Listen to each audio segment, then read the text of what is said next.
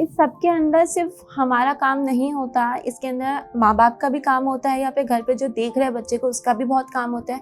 बच्चे के ऊपर भी डिपेंड करता है। छोटी छोटी चीज़ें होती हैं कि एक बच्चे ने पहला कदम ले लिया, ठीक है, उसने हवा में पाँव उठा लिया। अगर हम ये तवक्का करते हैं कि 1 महीने के अंदर मेरा बच्चा जो चल नहीं पा रहा वो फ़ौरन से चलना शुरू हो जाए, तो ये गलत है।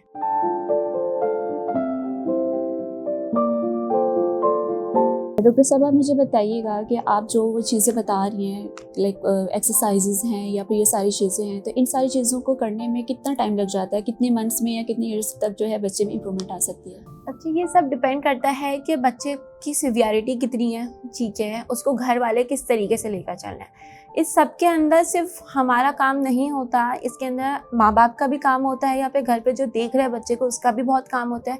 बच्चे के ऊपर भी डिपेंड करता है। कुछ दफ़े ऐसा होता है कि बच्चे जो होते हैं वो बहुत स्लो लर्नर्स होते हैं, ठीक है, उनको सिखाने में वक्त लगता है, उनकी प्रोग्रेस अलग होती है। कुछ फास्ट लर्नर्स होते हैं, ठीक है, उनकी अडेप्टेबिलिटी, उनका सीखने की पावर जो होती है वो अच्छी होती है, उनकी प्रोग्रेस अलग होती है।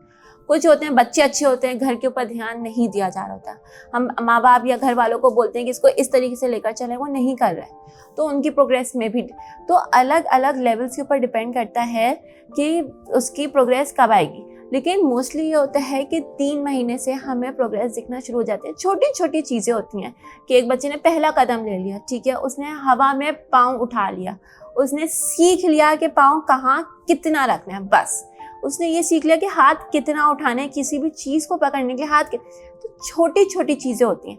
अगर हम ये तवक्का करते हैं कि 1 महीने के अंदर मेरा बच्चा जो चल नहीं पा रहा वो फ़ौरन से चलना शुरू हो जाए, तो ये गलत है।